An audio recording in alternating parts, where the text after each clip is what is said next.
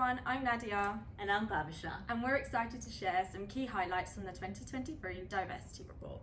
So let's start with the most important question, Nadia. Why do we do this report year on year at the GSMA? So it's really about keeping ourselves accountable to each other, but also to track our progress year on year.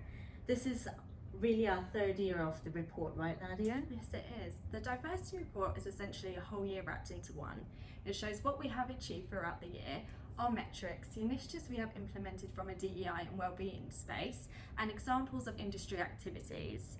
We share the 3 DEI principles that apply across our agenda, and they are accountability, transparency, and inclusive culture. Perfect, that's quite a lot. It's a long report, but let's start with some important and key findings. Yes, let's.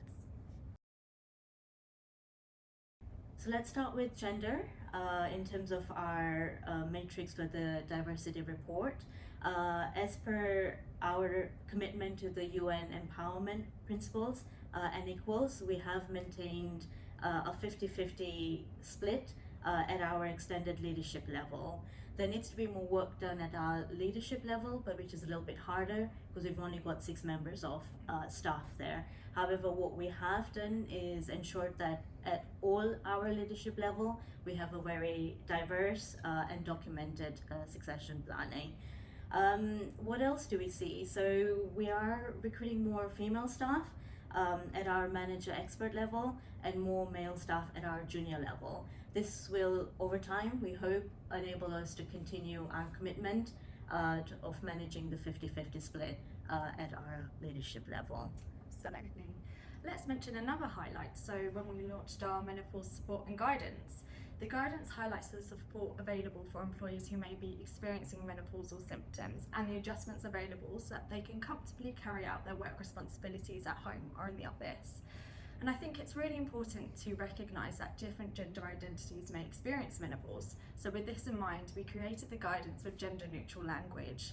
And that brings us nicely on to what we have achieved for the LGBTQIA+ community. Perfect.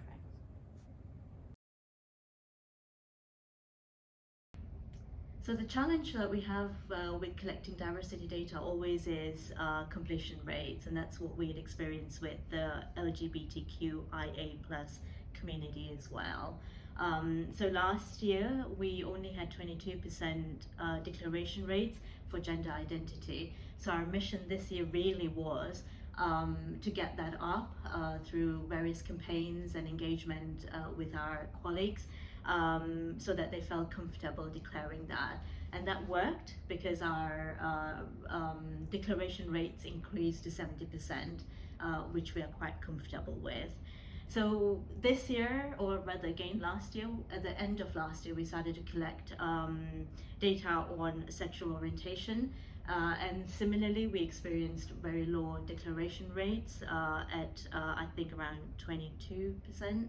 So again, this year the focus is really going to be to up the campaigns and the engagement, so our colleagues again feel comfortable sharing this data with us so that we can report on it for next year. What's been highlight for you, Nadia? Yeah, so you mentioned engagement, and something that springs to mind about 2023 was when we held our drag bingo event in the London and Atlanta office to celebrate Pride. It was just so much fun, wasn't it? It was. Yeah. We had the conga going around. We did, yes. With Matt, our DG, leading it, which is amazing.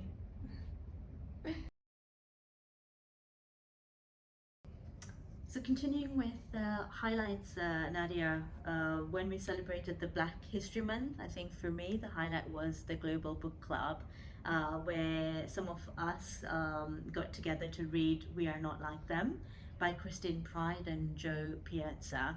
What was really wonderful was, even though we read the same book, we all had a very different perspective of what we got out from that book, and that kind of shows that we are all individuals in our own sense, and the way we see the world is very different. And it was great to learn from each other how we could interpret the books, or what we learned from the book, and the interpretation of it. So coming to the matrix, or what we are showing within the report for the multicultural community in the GSMA, what do you have to share, Nadia? So our ethnicity disclosure rates increased in the UK by 3 percentage points to 95%, and in the US by 54 percentage points That's to amazing. 89%. Yes, which is definitely positive. Yeah. We still have a lot of work to do as the number of employees identifying as ethnic minority in the UK and the US decreases by seniority.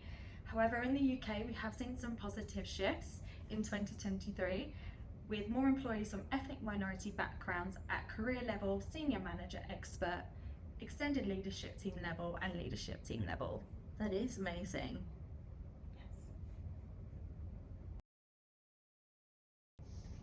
We noticed that we are millennials strong at GSMA.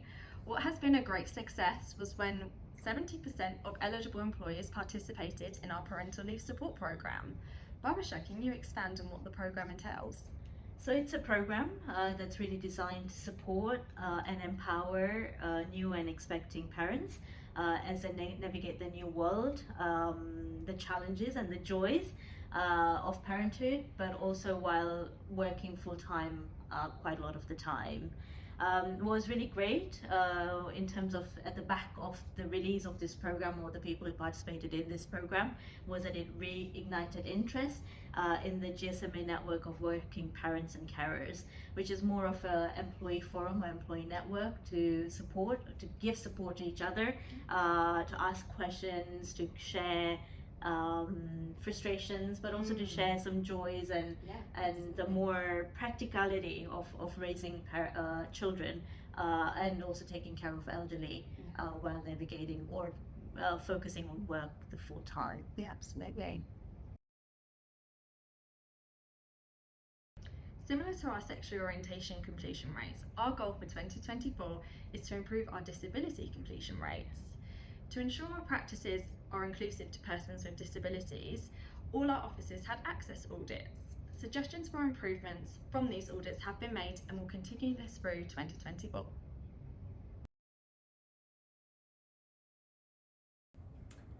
So last year we successfully updated all of our well-being and multi-faith rooms in all of our offices, which was a goal from our 2022 report.